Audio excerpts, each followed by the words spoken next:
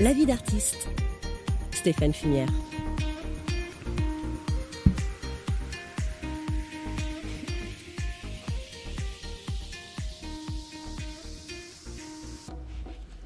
Bonjour et bienvenue dans La vie d'artiste. Aujourd'hui, j'ai le plaisir de recevoir Elia Rose. Bonjour Elia. Bonjour à tous. Alors Elia Rose présente son premier EP qui sortira bientôt. Il sortira bientôt. Il était prévu pour le 5 décembre, mais il est reporté au 16 avril.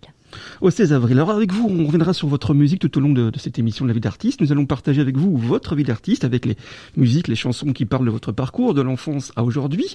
Un grand témoin sera également présent dans l'émission pour parler de vous. Et ici, dans cette émission, La vie d'artiste est écoutée avec inspiration. Alors, la première question, c'est est-ce que votre vie d'artiste a rejoint votre rêve d'enfant ? Mais tout à fait. Moi, mon rêve d'enfant, c'était de me retrouver sur scène. C'est vrai, j'ai l'impression que c'est peut-être un peu cliché de dire ça, mais j'ai toujours voulu chanter. Mes parents sont musiciens et je suis née dans le piano-bar à Tournai. Et c'est vrai que ma cour de récré à moi, c'était ce piano-bar, le micro, le piano. Il y avait un DJ avec plein de tous les CD que j'aimais bien passer en boucle. Et voilà, donc aujourd'hui, je vis mon rêve. Et quelle était votre première émotion musicale dans l'enfance ? Ma première émotion musicale, c'était certainement d'entendre mes parents chanter ensemble. C'est vrai que c'était mes stars à moi et je les avais pour moi toute seule. J'étais trop heureuse. Et quelle était déjà l'importance pour vous de la musique ?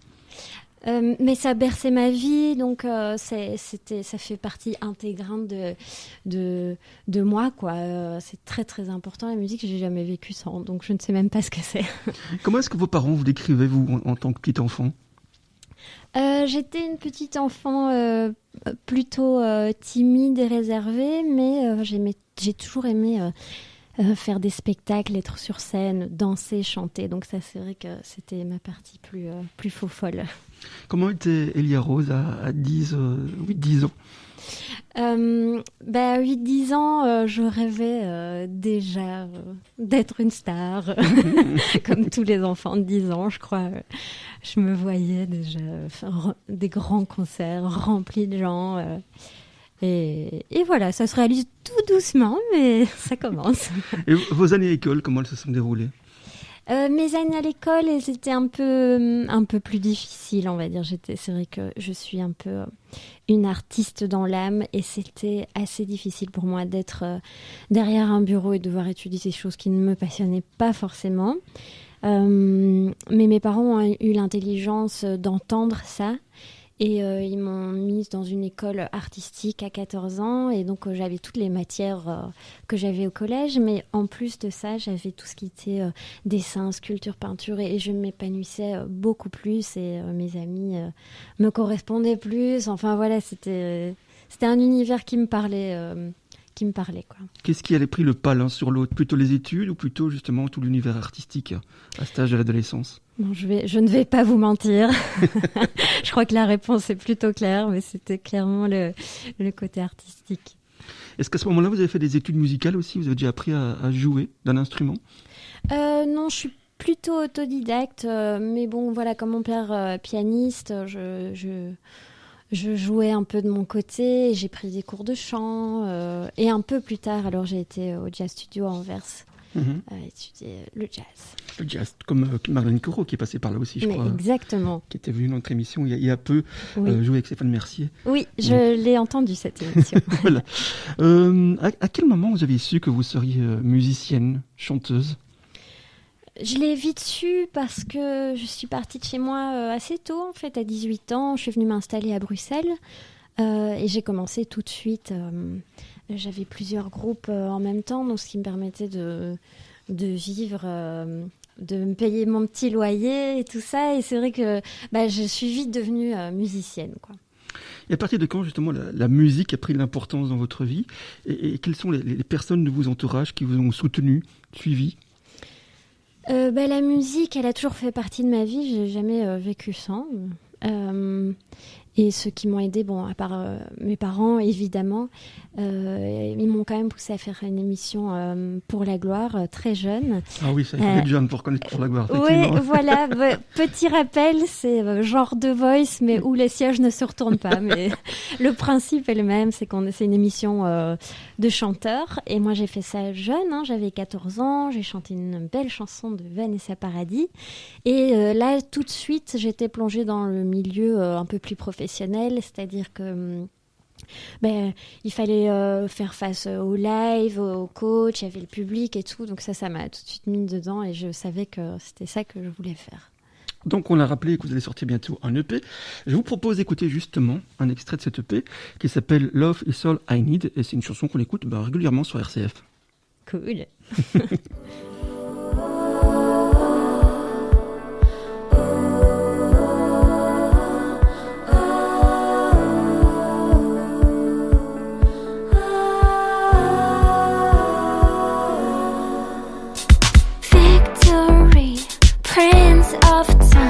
I know you're mine, rising up the crown. The battlefield is left behind. King of love, queen of truth, your majesty. This is harmony. Days I've hated with glory.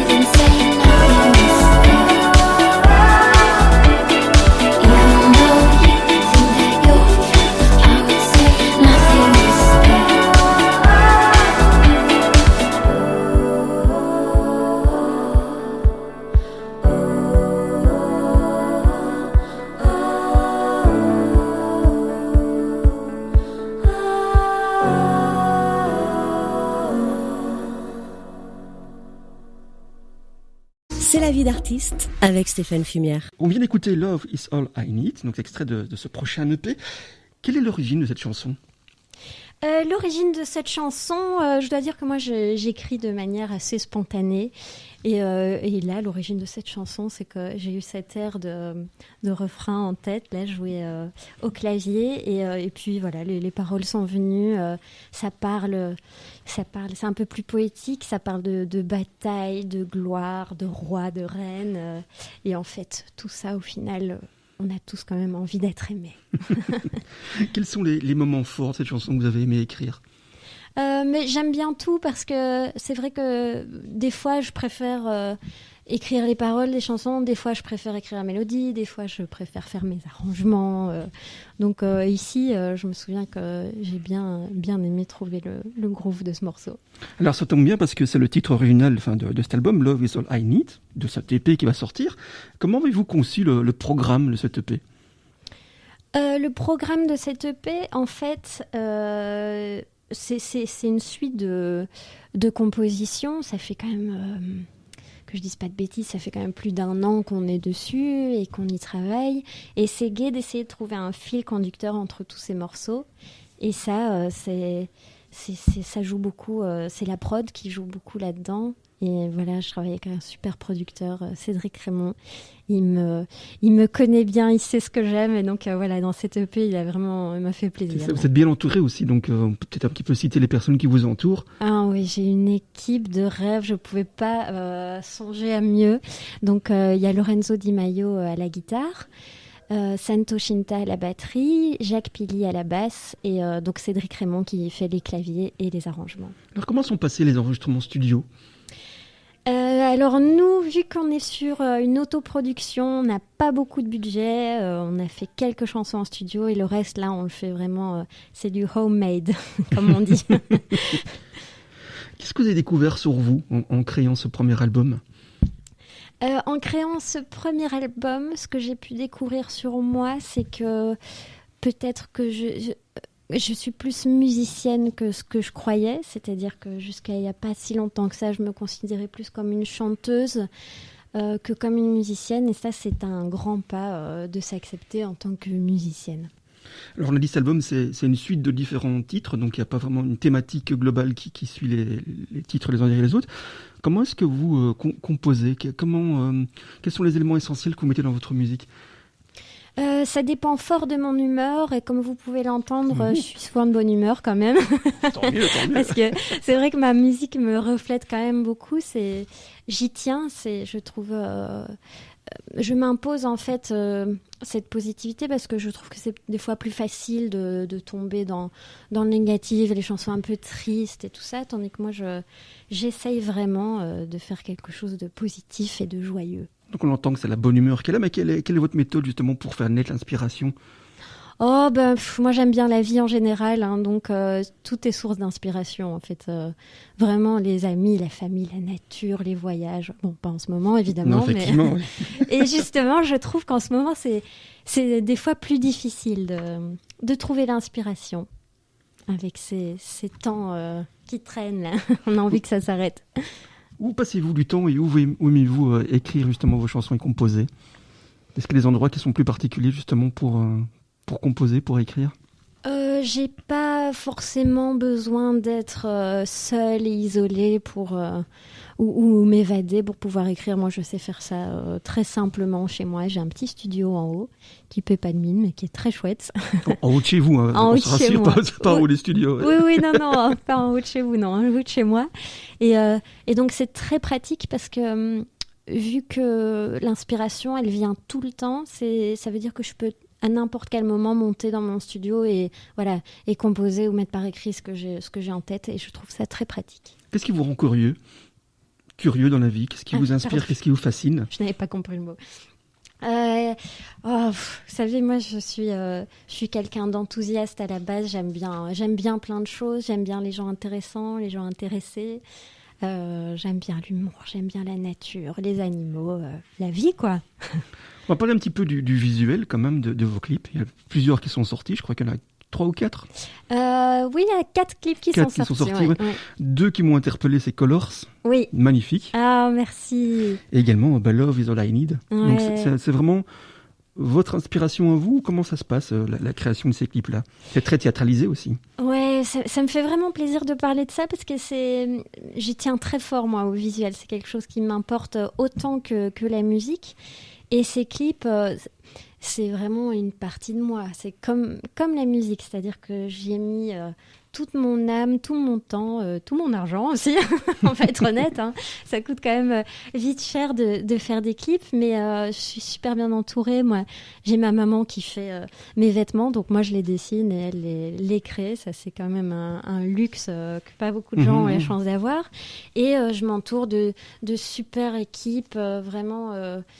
Ils sont super à l'écoute. C'est vraiment important parce que ces clips me ressemblent et c'est ça qui moi, m'intéresse. Comment s'appelait votre première chanson, votre première composition? Et quand a-t-elle eu lieu? En fait, ma première composition, c'était Colors. C'est mon premier single qui est sorti. Et voilà, qui est un peu plus funky, on va dire. Et qu'est-ce qui se passait d'important dans votre vie à ce moment-là pour écrire Colors? Est-ce qu'il y a des choses qui se sont mises en éveil chez vous?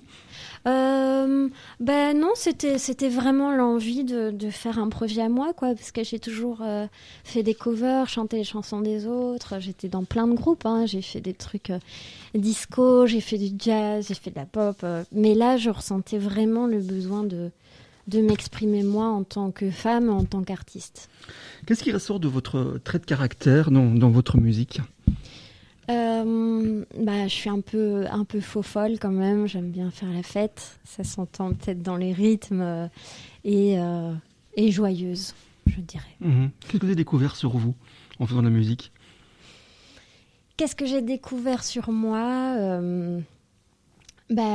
Tout d'abord, j'ai découvert à quel point j'aimais la musique et à quel point j'aimais faire ça. Et c'est quand même... c'est la chance, je trouve, d'être passionnée par quelque chose. J'ai beaucoup de chance à ce niveau-là et j'en profite tous les jours. Tous les jours. Est-ce qu'il y a des références musicales qui vous accompagnent? On sait que vous avez commencé par des covers. Oui, j'ai commencé par des covers. Je suppose qu'il y a plein de références musicales autour de vous. Oh là oui, la liste est interminable. Je vais commencer peut-être par le plus grand classique des classiques, c'est Michael Jackson, évidemment, qui m'accompagne nuit et jour encore aujourd'hui. Je vais pas mentir. Et après, j'aime beaucoup la musique disco, j'aime bien le jazz, je sais pas moi, Ella Fitzgerald, Chet Baker, mais j'aime bien aussi les choses plus modernes. Par exemple, il y a une artiste londonienne que j'ai découvert il n'y a pas si longtemps que ça, qui est absolument extraordinaire, qui s'appelle Laura Mvula. Si vous voulez, je vous l'enverrai tout à l'heure, comme plaisir, ça on peut écouter un extrait. Excellent. Quand vous composez, quand vous écrivez, vous commencez d'abord par une mélodie, ou alors c'est d'abord le texte et ensuite la mélodie vient après? Oh, ça dépend, mais... Non, en fait, c'est pas vrai, je mens, ça ne dépend pas. Le texte vient toujours après. Parce que quand je compose un peu en yaourt, comme ça, donc en anglais, je dis un peu n'importe quoi pour la mélodie. Et souvent, dans ce yaourt, il y a un mot ou une phrase qui ressort, et je me dis, mais oui, mais ça, c'est complètement le thème de la chanson, et puis après, j'écris le texte. Vers quoi voyez-vous évoluer votre style? Est-ce qu'il y a encore d'autres styles qui vont arriver, ou vous allez rester dans ce même genre électropop? Pour l'instant, je me plais très très bien là où je suis. Donc c'est un peu à sonorité années 80, comme ça on a beaucoup de synthé dans les morceaux. Donc je dirais que pour l'instant, je suis bien là où je suis.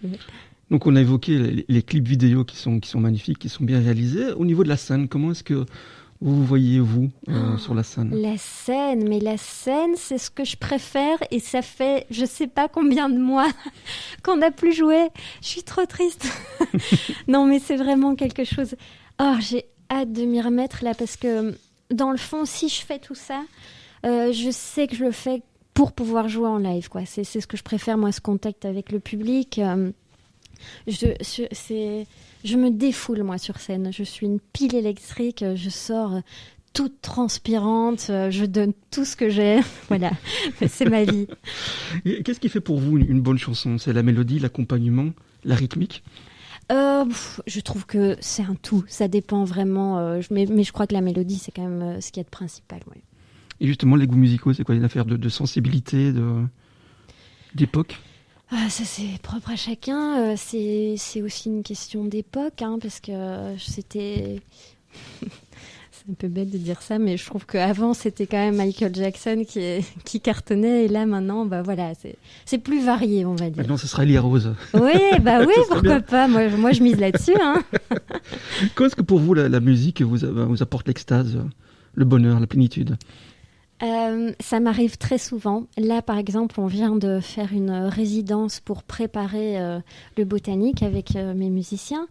Et on a fait justement une version de Love is All I Need et on l'avait un peu modifié. On a modifié le bridge et tout ça. Et en live, il se passe des trucs complètement inattendus. Et je sais pas, ça a créé chez moi une émotion telle. J'ai commencé à pleurer comme une madeleine. C'était assez drôle. Mais c'était l'émotion. Et c'est ça que... Waouh, c'est là, on touche le point culminant de la musique. C'est la vie d'artiste avec Stéphane Fumière. On a parlé dans cette émission qu'il y a des gens qui vous entourent, mais dans cette émission également, on a souvent un grand témoin qui vient un petit peu témoigner de la vie d'artiste, de notre artiste qui est invité ici dans la vie d'artiste. Et aujourd'hui, nous avons Marilène Corot, qu'on a déjà pu accueillir ici dans la vie d'artiste. Marilène, bonjour. Bonjour. Bonjour Stéphane. Alors, tu t'imagines, je suis avec Elia Rose ici donc en studio. Parlez-moi un petit peu de votre rencontre avec Elia Rose.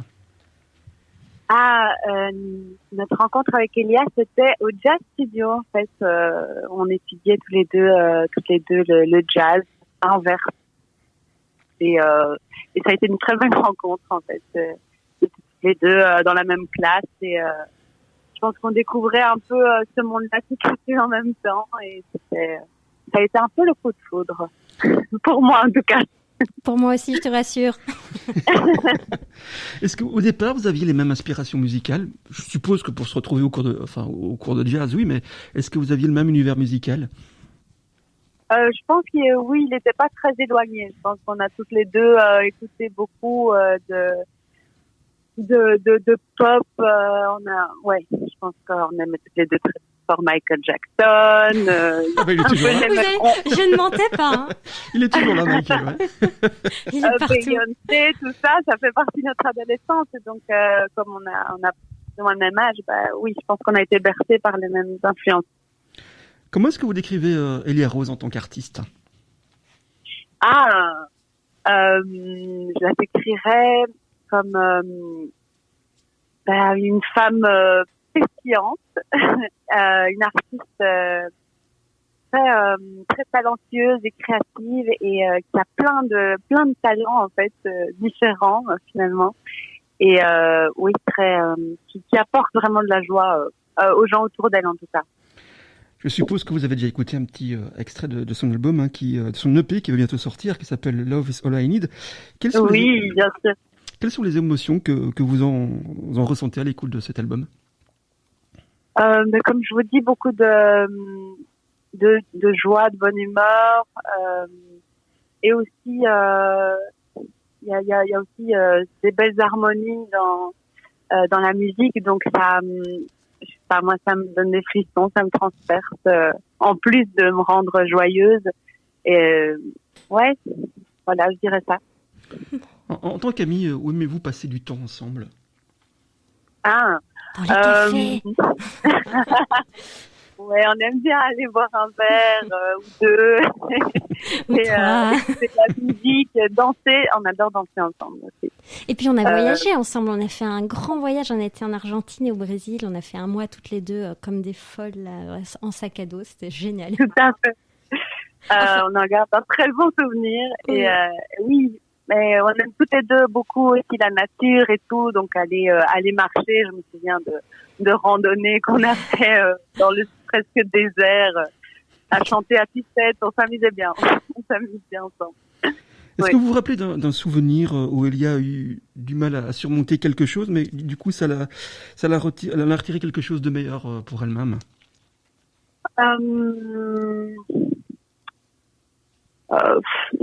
Pas comme ça, mais je dirais peut-être justement, je parlais de nos randonnées et tout ça.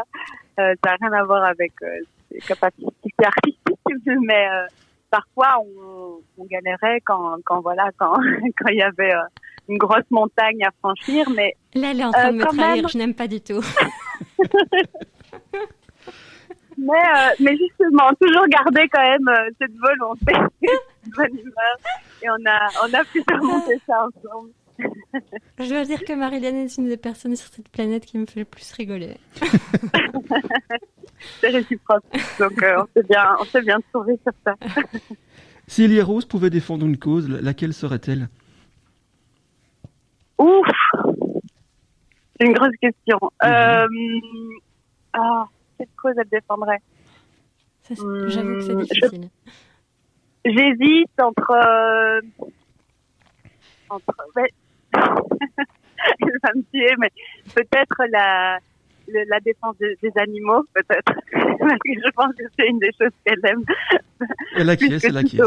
Je suis en train de lever les bras parce que c'est effectivement ce que j'aurais dit aussi. Trop bien. J'hésitais avec les enfants, tout ça, mais je pense que vraiment c'est une cause qui lui tient très fort à cœur. Les animaux. Elia Rose, vous par rapport à Marilyn, vous voulez lui dire quelque chose de particulier? Ben déjà que je l'aime très très fort et que je suis très très fière d'elle parce que je sais à quel point elle peut être dure avec elle-même, mais quand même elle arrive là à faire des chansons absolument magnifiques que j'adore et je crois que tout le monde adore et voilà, je suis très fière. Moi aussi je suis très fière. Merci. Marilyn, on peut rappeler aussi qu'il y a un EP qui est sorti pour vous aussi qui s'appelle Flowers. C'est bien ça. Mémoire. Bonne mémoire. Et du coup aussi, le release album est reporté. Pour vous, ce sera quand?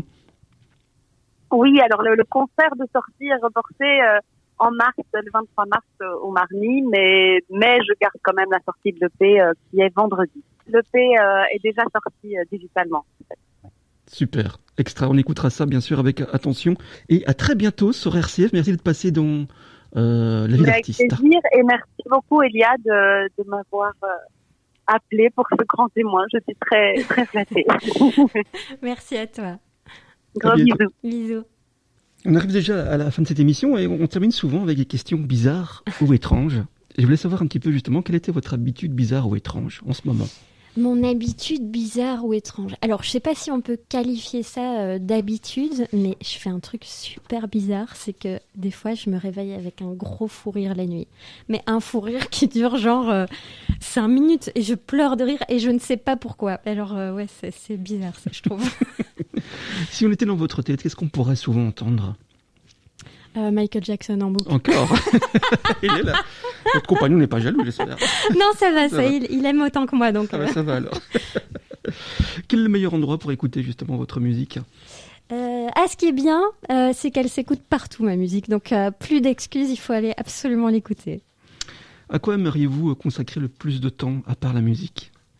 J'adore voyager, j'aime bien la nature, mais j'ai de la chance, je le fais déjà. Donc, Est-ce que vous voulez dévoiler quelque chose sur vous que personne ne sait? Que personne ne sait, je fais très bien du hula hoop. Oh, wow. Oui, je vous jure. Quelle était votre première pensée ce matin au réveil? Ma première pensée ce matin, je me suis dit qu'il faisait très très beau et que j'allais profiter de cette belle journée. Je rappelle donc que vous allez sortir bientôt un EP. Il sortira quand? Du coup, il sortira mi-avril. Donc c'est Elia Rose avec Love is All I Need. C'est le nom de cet EP et qu'on pourra retrouver bien sûr aussi, je suppose, sur tout ce qui est plateforme. Ah oui, partout. Spotify, iTunes, YouTube et sur mon site aussi, eliarose.com. Je propose qu'on va se quitter avec le dernier single qui sera extrait de cet album qui s'appelle Words. On connaît tous la version originale de F.R. David. Oui. Pourquoi avoir repris cette chanson? Alors ça, c'est un heureux hasard. Donc mon premier clip Colors, le réalisateur en fait s'avère être le neveu de F.R. David. Et donc on en a discuté. Et moi, ça faisait longtemps que je cherchais une chouette cover qui me correspondait justement des années 80. Et là, c'était comme une évidence et j'ai toujours adoré ce morceau. Donc voilà, on l'a repris à notre manière et je suis contente parce que F.R. David l'a entendu et a beaucoup aimé aussi. Ça fait du bien en tout cas de la réentendre. Oui. Autrement. Autrement, effectivement. Donc ça refait, on se replonge vraiment en arrière. C'était vraiment un très bon succès, effectivement. Oui, c'est vrai. Elia Rose, merci d'être passée dans La Vie d'Artiste. Avec plaisir, merci à vous. J'espère qu'on pourra se voir bientôt un jour pour un live ici. Avec plaisir. Et donc ce sera avec plaisir pour nous aussi de vous recevoir.